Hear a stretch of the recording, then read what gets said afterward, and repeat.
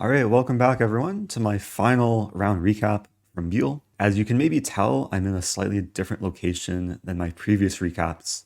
After this game, I was just exhausted. It was a crazy, crazy fight. It was a long tournament too, and I've taken a few days to rest and recover. But yeah, this game was nothing short of just a roller coaster. And if you watch my previous recaps, you'll maybe know that my previous few games were very, very clean. Like according to Stockfish, I played maybe two or three perfect games in a row, at least according to like the quick Lee chess analysis with Stockfish. But this game had a lot of swings in both directions. And it started with an English opening. I chose to play c4. And I did a little bit of preparation for my opponent beforehand. I saw he plays e6. And I decided to play an opening that I played in my previous round game. I believe it was against Jonathan Monteverde. I think this was round 7. If I just switch this game, you can see we got the same position from a slightly different move order. And this opening repertoire was inspired by Hikaru, because it's a line that Hikaru plays a lot in online Blitz and Bullets. And it's a way to kind of stay flexible as whites. There's many times where I'll play d4, but there's also times where I'll delay d4 and react to what black is doing. And my opponent started taking time pretty early in the game. He took some time before playing pawn to b6. I played pawn b3, bishop b7, bishop b2, and then he plays pawn to a6. And I actually took my first think of the game in this position because I was trying to decide whether to go for the more traditional setup with d4 and bishop d3, or to play something a little bit more creative and offbeat. And ultimately I chose to play the move pawn to g3. And I'm pretty sure in my previous recap against Jonathan Monteverde, I'd mentioned the fact that I was considering playing a very similar move early on in the game. And it's an interesting approach for white because at first it feels weird to put the pawns on e3 and g3. But the idea is to simply fianchetto the bishop, castle, have a very safe kingside, and still later go for a setup with d4 and just be ultra solid with the double fianchetto and good central control. So I played this move, and my opponent took some time to react, and he played pawn to c5. I took on d5. He takes back. I played bishop to g2. He plays bishop d6. I castle, and then I go for pawn to d4. And what I'm basically trying to achieve is a preferable pawn structure for white. I would really like it if we trade c-pawn for d-pawn. For example, if black takes here, I take back with knight. This is just a dream position for white, given that I'm blockading this isolated queen's pawn, and the d5 pawn is just a long-term weakness for black, and white's pieces are just really, really nicely placed in this position. Now, I can't force the exchange right away, and my opponent played rook to e8. And around this moment, I actually want to share an interesting story. It's actually a slightly embarrassing story on my part. Coming into this game, I had a hard time preparing for my opponent because I couldn't find too many of his games in the database. And I decided to play this opening the morning of the game. And shortly before the game starting, I realized he plays this opening as white. But it was only once we got out of the opening and into the middle game, I had a sudden flashback that I played this opponent a few days earlier in the Biel Blitz tournament. And I recorded that game. It's on video, and I'll probably like overlay the video here so you guys can see. But we played a game where he was white and he played pretty much the exact same opening as I'm playing in this game. And I'll just toggle here to show, but this is a position we had a few days prior. I was playing the black pieces, and the start to the game was almost identical. Okay, he played rook c1 instead of g3, but then he still later played some interesting setup, and we got a very similar structure. So I was a little bit surprised with myself during the game that I didn't remember that I played the same person. Like even after sitting down and playing the first few opening moves, I was just blind to the fact that we played a few days prior. And I think the cause of this was the fact that I just played so much chess over the course of about 10 days between the classical chess. I played the Blitz side event. Before that, I played the Rapid side event and the 960 side event. So it was just a lot to take in. And I had some small amnesia remembering that I had this same opening and same opponent, but different colors. So I guess I was fortunate to still get like a very fine position, especially given that my opponent has experience from the white side of this position. And going forward from here, things went pretty smoothly. I play rook c1, he completes development, and then I found a really nice idea here to play the move knight to h4. I guess this is a novelty. This position has happened once before between Goganov and Korchmar. I was unaware of that during the game. But the idea of knight h4 is to exert more pressure against the d5 pawn. And what I'm threatening here is to take on c5 and then take on d5, because then I would have three attackers, given the queen would then be unleashed. And I didn't want to take immediately on c5. If we just look at the difference of this line, if I play knight h4 here, black would have knight b6, with the b6 square cleared for the knight, and the d-pawn would be supported. Now this would be playable. This is a hanging pawn structure, two pawns next to each other with no pawns on the adjacent files. I think this is still pleasant positionally for white to play. But compare this to the game, after knight h4, there's this very big threat of taking, and it's not so clear how black deals with the threat and avoids getting the isolated queen's pawn. And what ended up happening, he took on d4, I take back with queen, and I achieve my dream position of playing against black's isolated queen's pawn. Now, it is true that the queen isn't ideal on d4, and it does get kicked. He plays bishop to e5. I move back to d3. My queen gets kicked again with knight c5. I go back to b1. So a couple passive retreating moves, but long term, I'm still feeling very good because this pawn has a hard time trading itself off. Like he can't really push right away because I think the trades are favorable for white. I would take back, and then there's lines where if takes, there's rook d1 and some nasty pin on the d file. So the pawn is staying on d5. In the game, he plays knight fe4. I play knight f3. This is a useful move. My knight has served its purpose on h4, getting out the way of the bishop. Now it comes back. Even though it's blocking the bishop, I am guarding the d2 square, so not getting forked. Also wanting to take on e5 and get the bishop pair. So he retreats, and I play rook f to d1. So I'm basically just trying to achieve the ideal setup of my pieces, and pretty much everything is happy here. And even though the queen looks maybe a little bit weird on b1, it still has some influence in the center. Also has ideas of queen a1, potentially creating a battery against the g7 pawn. So going forward from here, we trade knights, takes. He plays knight e4, I drop back. He plays queen e7, I play knight to d4. So my double fianchetto is shining a bit more in this position. And now I'm having ideas of knife to f5 with the triple fork hitting the bishop, queen, and g7 pawn. And yeah, knight on f5 combined with a bishop on b2 is just a very dangerous combination for black to deal with. So he plays queen g5. I improve my queen. He plays rook a c8. And next several moves, it's a little bit of dancing around. We do trade rooks. I play knight h4, again threatening knife f5. I might have to credit Ben Feingold for coining that phrase. Thank you, Ben, if you're watching. Knife f5. You call that a knife? Unfortunately, my opponent actually put up a lot of resistance here. I was not able to easily win material. After bishop f8, he's just holding his ground. And I go for knight f5. He plays queen e6. And my knight has done like kind of a full tour. I've played a lot of knight moves in this game. But it returns to d4.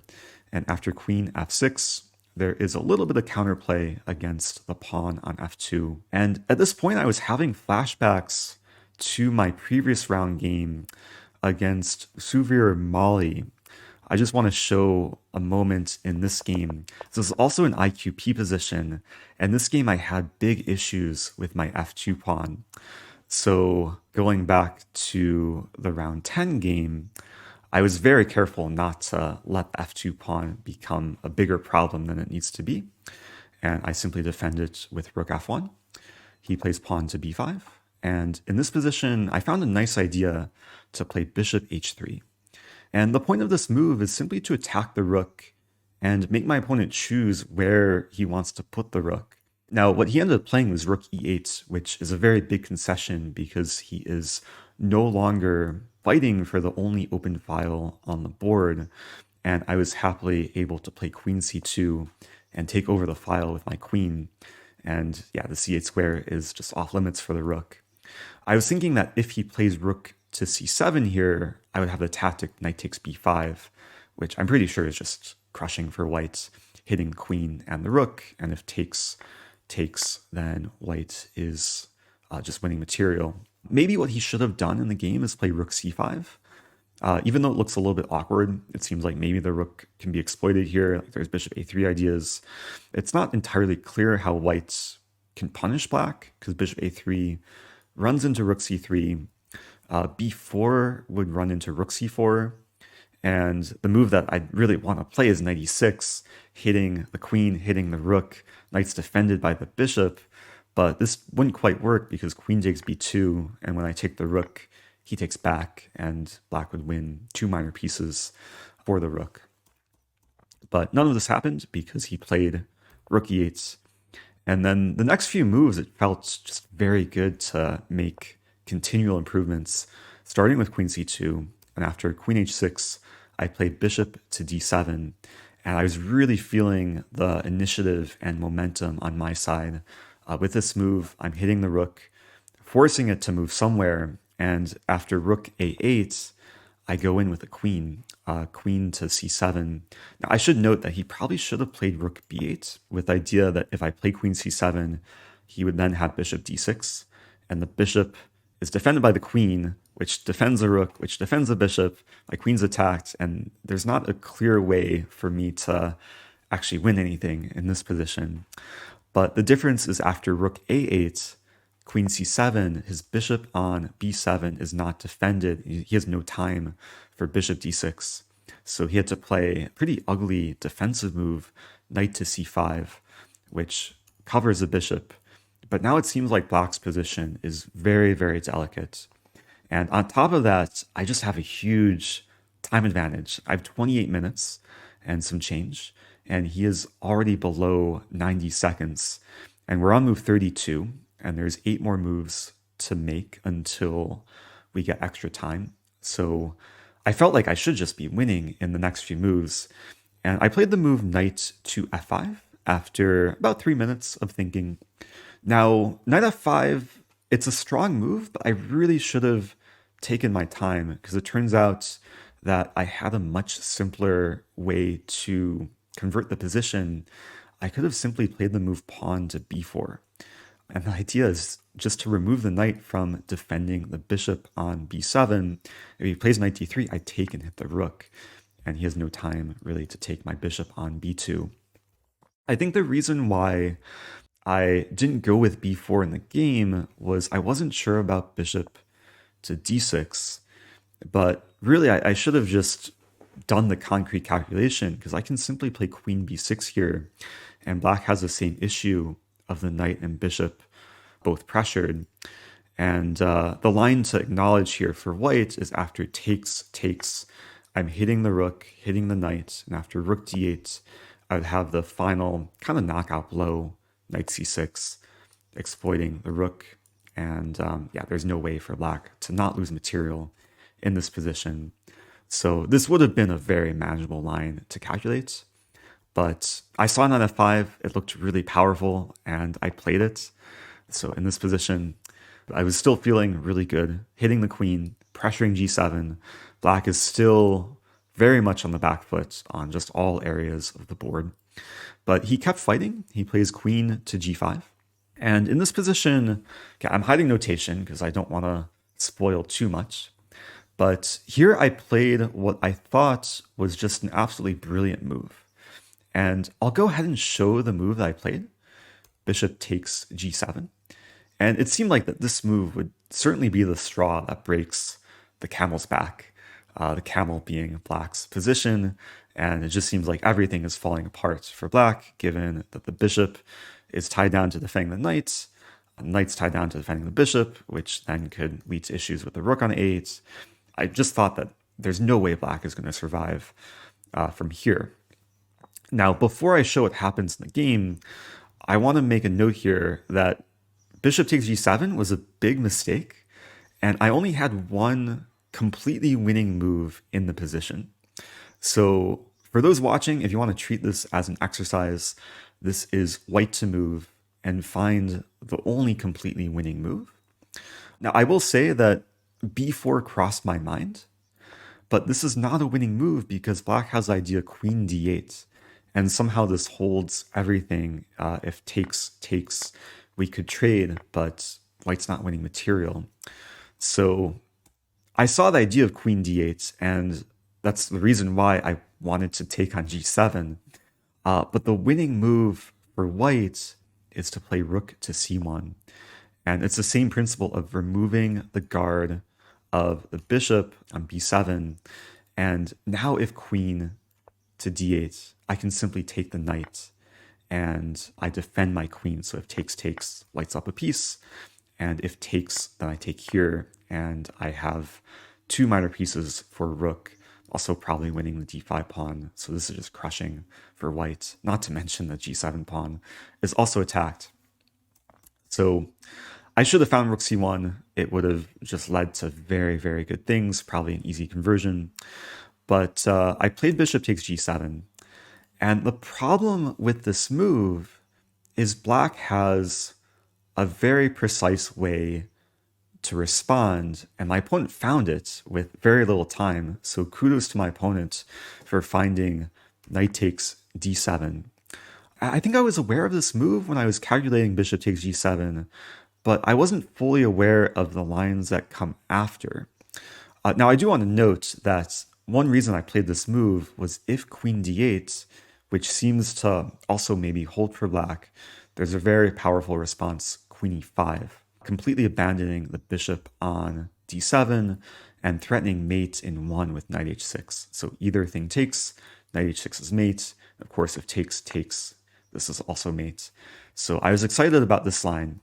But after he takes on d7, I began to think, and I realized the position is really not so simple.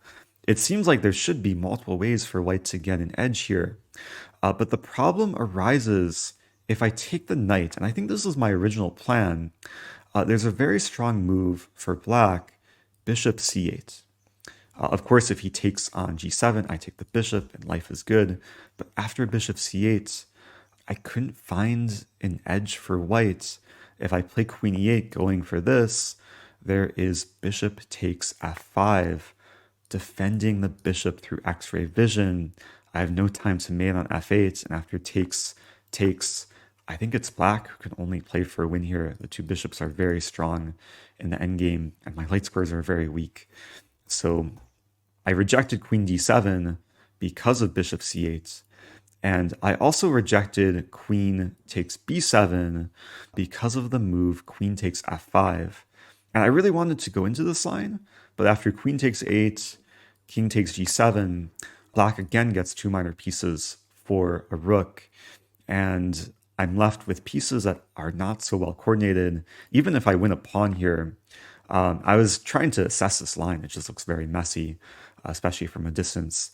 But looking at it now, it seems like black is in very good shape after knight e5. Ideas of knight f3 and getting some mating nets against my king. So going back after he took on d7, I took a lot of time here. I think I took about 13 minutes to play the move bishop takes f8. And when I played this move, I was still feeling like I have good chances to win the game. First of all, I should mention his time situation is very, very low.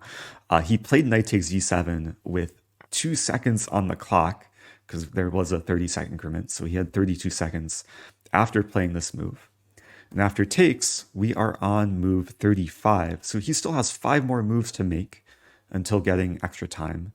Basically only has 30 seconds on average to make the rest of his 5 moves. And my idea with bishop takes f8 is after he takes on f5, I play the move bishop h6. And I've sacrificed a piece. I'm officially down a minor piece. But my idea is I'm hitting the bishop on b7, and after he defends it with rook b8, and this happened in the game, I played the move rook c1. I blitzed out this move. And the idea now is to sacrifice my queen. I want to take on b7 and say, oh no, my queen. And if Black's not careful and plays some careless move and takes the queen, then it's mating. Knight f8, rook takes f8 is checkmate. And there's actually multiple lines where the queen can be sacked. Like if he plays rook c8 thinking he's skewering, I just take the rook. And this is again force mate. The king is just mated on the back rank. So he was very aware of the danger. And with just 43 seconds left on the clock, he found the only move to not lose in this position is pawn f6, which gives the king some luft. Even though it looks weakening, it's completely necessary for Black to stop the threat of queen takes b7. Now, I had seen this position from back when I played bishop takes f8, and I had looked further, and I very quickly played the move queen to d6. I was trying to put my opponent under the most amount of pressure as possible. I should note he played the move f6 with 1 second on his clock, so he was flirting with flagging, but didn't quite run out of time. And when I played this move, I thought that I still have a really dangerous attack, because now my threat is rook to c7. And he responded with a move pawn to d4, which turned out to be a reasonable move. But incredibly, there is a winning move for Black in this position. What he should have done, and this probably just would have required many more minutes for him to think, but the engine move for Black is rook to e8. And the idea of this move is he's preventing queen e7, so I don't have a quick way to threaten checkmate. And during the game, I thought if he plays this move, I would just go in with rook c7 and still have a ton of pressure. It looks like White's doing very well here. But it turns out Black has another incredible resource, is to play the move pawn to d4. And if we went into this, Black is just completely winning because he's threatening checkmate in 1. He's unleashed the bishop. I no longer have the g2 square accessible for my king. And if I take the bishop here, he can check king g2, queen e4, and then I'm just losing my rook. And yeah, I'm down a full rook here. I have no way to exploit the Black king. And this would just be completely winning. So I'm very fortunate that my opponent did not find rook e8, followed by d4. He played d4 a bit too soon. And we're still before move 40. We're on move 38. And I play the move queen e7, threatening checkmate. He responds with queen g6, defending g7, also attacking my bishop. And after takes, we're finally on move 40. So that means we both get an additional 50 minutes. And we've switched now from what felt like a bullet game back to a classical game. And the dust has settled a little bit. And we're now in a position where it's still unclear what's going on. I'm still down a piece. Black has this very deadly looking bishop on b7, but I have counterplay. I have ideas of rook c7, and the king is quite open. Black's rook is very passive. So once we got to this position, I wasn't sure if I could be winning. Maybe it's a draw. Maybe I'm losing. Like if the queen gets to g2, it's just game over. So going forward from here, we're going to see how the position plays out. I started with rook c7, which is really the most logical move, threatening ideas of queen f7, also ideas of taking the bishop. And he saves his bishop with bishop to f3. And for a moment here, I thought I'm just very close to losing, because if I play queen f7, he simply plays king h8, and there's no clear way for White to get to the king. He's controlling all the key squares around the king with his pieces, and then I have to worry about this pawn tension, like he's threatening to take. So yeah, there was a moment where I thought I might just be losing from this position, but I pretty quickly realized that I have a bailout. And after a bit of thought, I played the move queen to e6. And after king h8, the reason for putting the queen on e6 and not f7 is in this position, I have rook c8.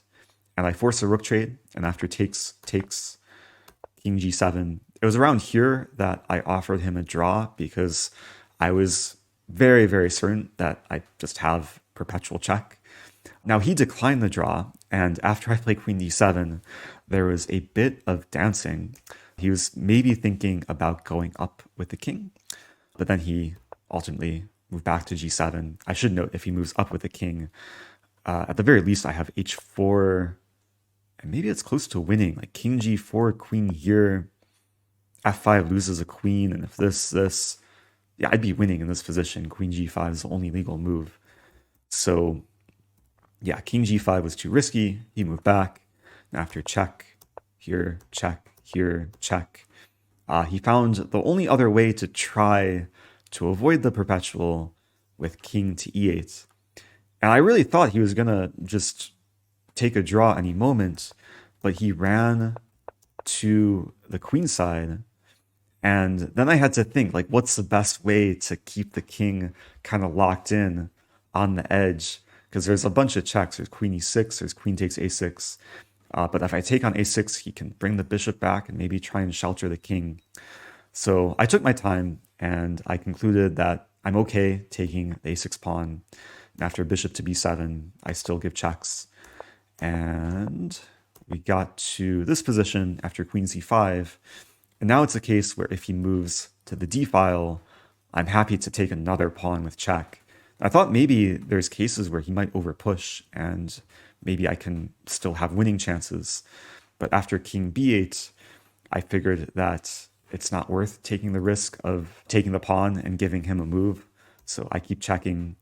And now we finally did agree to the draw. We, I think, repeated at least 3 times. And the game ended peacefully after what was a very big roller coaster. I'm a little bit scared to click this, if I enable engine analysis, I'm a little bit scared to click this button, but I guess I'll do so and we'll see what Stockfish thinks. Yeah, here we can see definitely not a perfect game. I was completely winning in this moment after queen c7. I really should have found b4, and I also probably should have found rook c1 when I had the chance. This still would have been very winning for white. But then I was fortunate. After I took on f8, I was in a losing position, and all it would have taken was for my opponent to find one accurate move, rook e8, although it wasn't the easiest move to find. So I think a draw is a somewhat fair result.